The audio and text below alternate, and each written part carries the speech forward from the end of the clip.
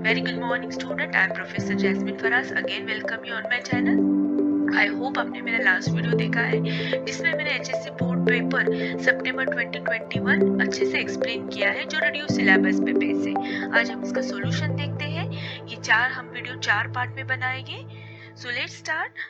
देखो ये पेपर आपके सामने है। उसके पहले मैं बताना चाहती हूँ कि जो बच्चे अभी भी डर रहे अकाउंट से कि उन्हें ऐसा लगता है हम पास ही नहीं हो सकते, तो उन्हें मैं बताती हूँ कि आप अकाउंट में आराम से पास हो सकते हो अगर आज भी आपने पढ़ाई स्टार्ट की तो। ठीक है। सो देखो 4 मार्च से आपकी एग्जाम स्टार्ट हो रही है। So we have a marks.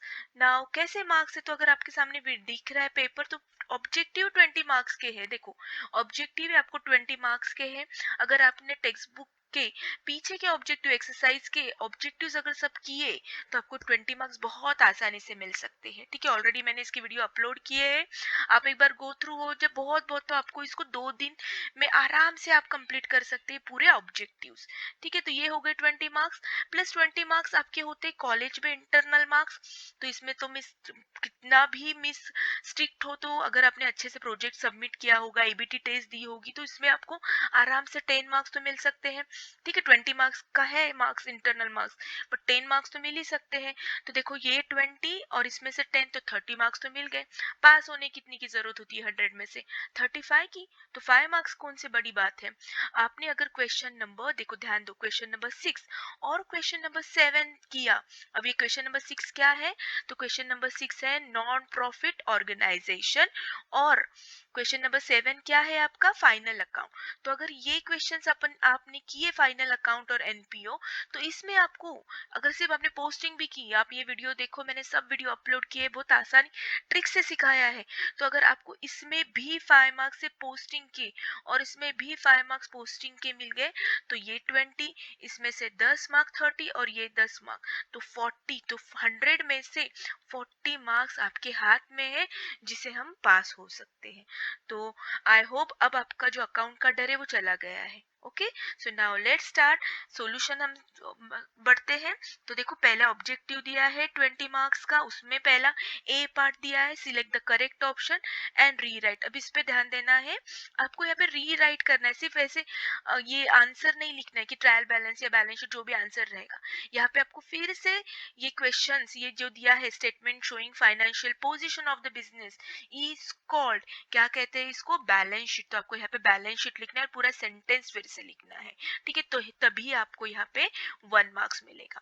The set of program that direct the computer to perform the desire task. Of course ये सॉफ्टवेयर है, आजकल के बच्चों को तो कंप्यूटर मोबाइल आता है, तो ये बहुत इजी क्वेश्चन है।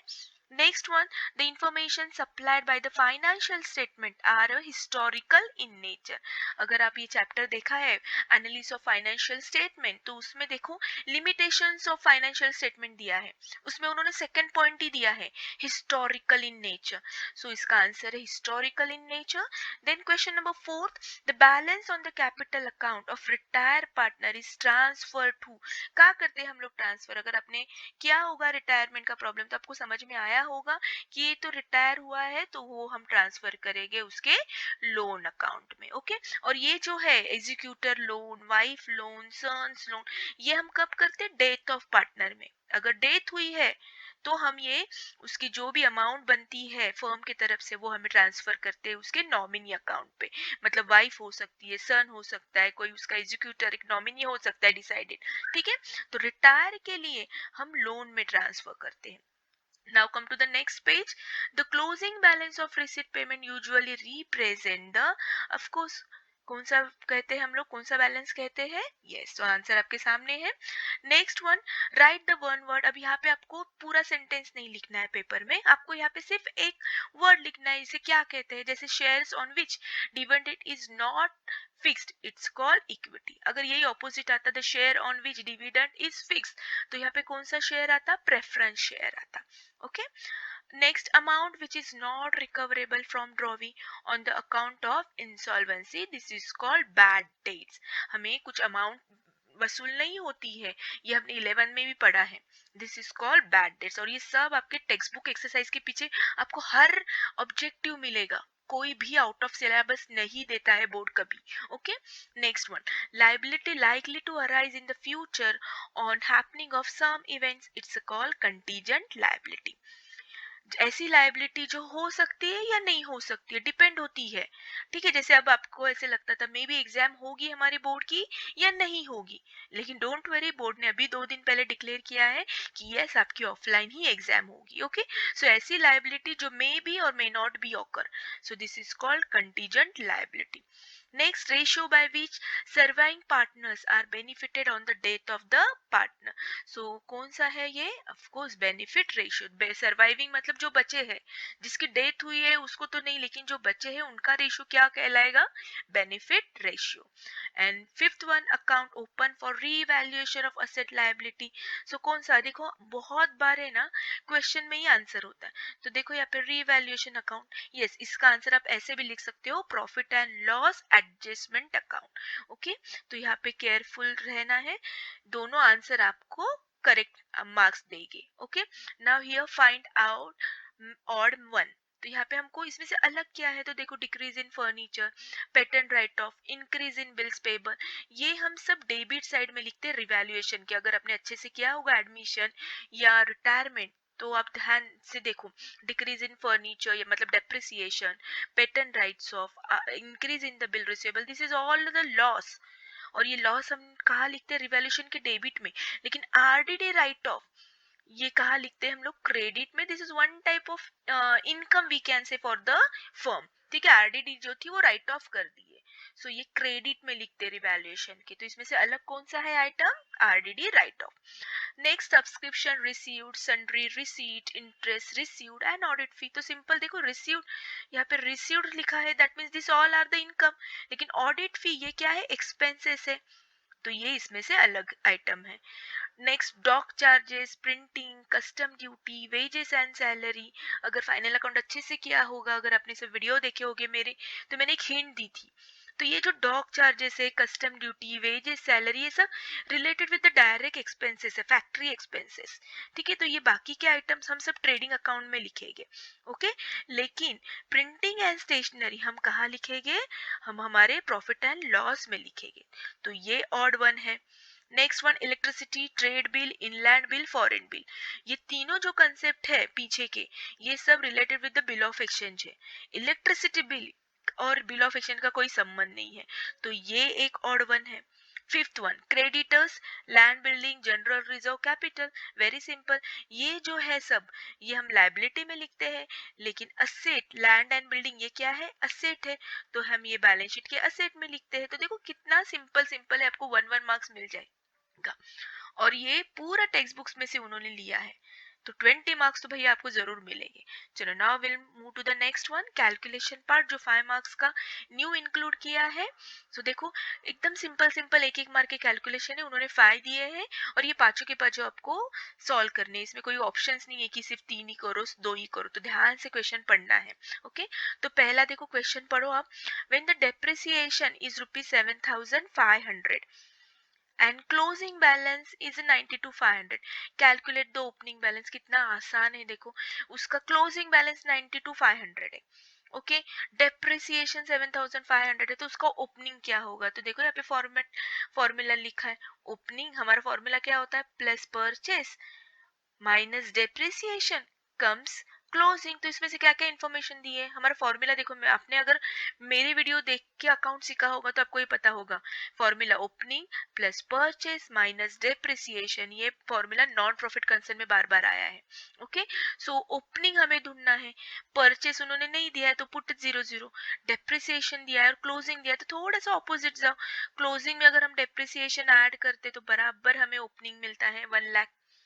देखो, अब आप क्रॉस टैली करना चाहते हो तो करो. देखो 1 लाख लिखो यहाँ पे, अब 1 लाख लिखोगे, ठीक है, माइनस 7,500 करो डेप्रिसिएशन, तो आया क्या बराबर answer? 92,500.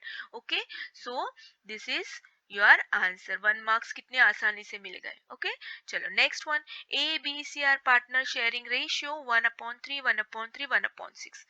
If A retire what will be the new ratio? अगर ए रिटायर हुआ तो ए बी सी, देखो ये ए का है, ये बी का है और ये सी का है. तो ए रिटायर हुआ है तो इनका प्रॉफिट रेशियो क्या होगा, देखो ए को कट करो तो इनका रेशियो होगा 1/3 एंड 1/6। ठीक है, लेकिन इनका बोर्ड का एक्सपेक्टेशन है कि इसको हम लोग सिंप्लिसिटी करे, पहले सिंपल में फॉर्म करे, 1/2 1/3 1/6, तो इनका जो डिनोमिनेटर है पहले इक्वल करे। ठीक है, तो हम आपको पहले इक्वल करेंगे और फिर हम बताएंगे कि इनका रेशियो क्या आएगा। अगर यही उन्होंने देखो सिंपल दिया होता कि A B C ratio is 2:3:6, तो अगर ये ऐसे फॉर्म में नहीं दिया होता, डायरेक्ट ऐसे दिया होता तो ए रिटायर होता तो ए को कट करो तो हमारा न्यू रेशियो होता 3:6। ठीक है, लेकिन थोड़ा सा उन्हें यहाँ पे ट्रिकी बनाया है, नो प्रॉब्लम। तो पहले हम इक्वल करते हैं, तो लिख लो तीनों के रेशियो क्या दिए हैं। अब यहाँ पे 2 है, यहाँ पे 3 है, यहाँ पे 6 है। तो मैथ्स आपने सीखा होगा, स्कूल में सीखा होगा। तो यहाँ पे हमको डिनोमिनेटर क्या करने हैं, इक्वल करने हैं। तो क्या इक्वल, कैसे इक्वल करेंगे, तो 6 ये ऐसा है जो सबके टेबल में आता है, 2 के भी और 3 के, तो कितने से इंटू करेंगे तो 6 आंसर आएगा। तो 2 3 जा 6। नीचे अगर डिनोमिनेटर को हम करते तो नॉमिनेटर को भी ऊपर हमको 3 से इंटू करना पड़ेगा। ठीक है, यहाँ पे सेम, अब यहाँ पे 3 को कितने से इंटू करना पड़ेगा जिसका आंसर हमको 6 मिलेगा। सो 2 अगर हम डिनोमिनेटर को करते तो ऑफ कोर्स यहाँ पे भी हम करेंगे 2 से इंक्लूड, तो 2/6, और यहाँ पे तो ऑलरेडी 1/6 है। तो हमारा फाइनल आंसर आता है 3:2:1। अब इसमें से रिटायर कौन हो गया है, ए रिटायर हुआ है। तो हमारा ratio, what will be the new ratio, ratio है 3:2:1। लेकिन अगर ऐसे पूछते कि one sec C get retire, so new ratio 2:1। ठीक है, तो हमारा रेशियो आएगा, क्योंकि ये ए तो रिटायर हुआ है तो इसको कट कर दो, सो 2:1। गॉट इट, वेरी सिंपल, ये ऑलरेडी कैलकुलेशन मैंने अपनी वीडियो में भी सिखाए हैं। Next one, 12% per annum interest on bank loan, 80,000 for 6 months, calculate the interest. Very simple, 80,000 का लोन लिया था, 12% था एंड 6 months के लिए था। तो देखो यहाँ पे कैलकुलेशन क्या दिया है,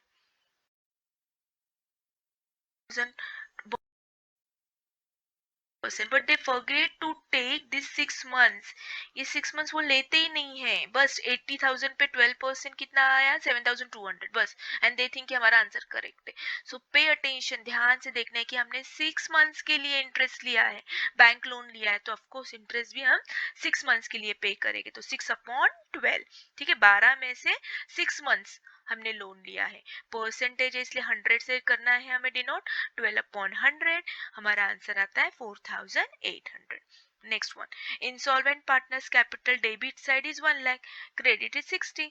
तो बताओ डेफिशिएंसी, आपने पढ़ा 11th-12th में डेबिट माइनस क्रेडिट, सो 1 लाख में से 60 माइनस करो, 40,000। देखो कितना आसान, 1 मार्क्स हमको मिल गए। Insurance premium is paid for 30th September 2020 amounting 1,500. Calculate the prepaid insurance, और अकाउंटिंग ईयर हमारा खत्म हो रहा है मार्च 2020। तो देखो कितना आसान है, हमने प्रीमियम 1 साल का पे किया है। ऑफ कोर्स कभी भी देखो आप इंश्योरेंस प्रीमियम 1 ईयर से का ही पे करते हैं हम लोग। ओके, तो 1 ईयर मतलब 12 मंथ्स का 1,500 है, बट हमारा अकाउंटिंग ईयर तो मार्च में ही खत्म होता है। हमने कब तक पेड किया है, सितंबर 2020, मतलब मार्च के बाद भी हमने अप्रैल का भी पे किया, मई, जून, जुलाई, अगस्त और पूरा 30 सितंबर। तो हमने कितने मंथ्स का एक्स्ट्रा किया है, 1 2 3 4 5 6, तो 6 मंथ्स का एक्स्ट्रा पे किया है। तो देखो 1,500 ये 12 मंथ्स के लिए है, तो 6 मंथ्स के लिए कितना, तो 6 मंथ्स के लिए आंसर आएगा हमारा एग्जैक्टली उसके हाफ, 750। ठीक है, तो हमने इंश्योरेंस, प्रीपेड इंश्योरेंस कितना पेड किया है, 750। सो आई होप आपको कैलकुलेशन पार्ट समझा होगा। बार बार प्रैक्टिस करो, फिर मैं सजेशन दूंगी कि टेक्स्ट बुक के पीछे के सब जो जो क्वेश्चन कैलकुलेशन के दिए हैं एक बार गो थ्रू हो। Hardly it will take 4 hours, और दिन में अब आपको दिन में कम से कम 9 से 10 घंटा पढ़ाई करनी होगी जिन्होंने कुछ भी स्टार्ट नहीं किया है। ओके, तो ये calculation part, objective part please miss out मत करो। कुछ भी डाउट होगा तो पूछो, ऑलरेडी मैंने ऑब्जेक्टिव के हर चैप्टर की वीडियो अपलोड किए हैं। So best of luck. Next part हम लेकर आएंगे question number 2, admission and retirement. So have a nice day, bye bye.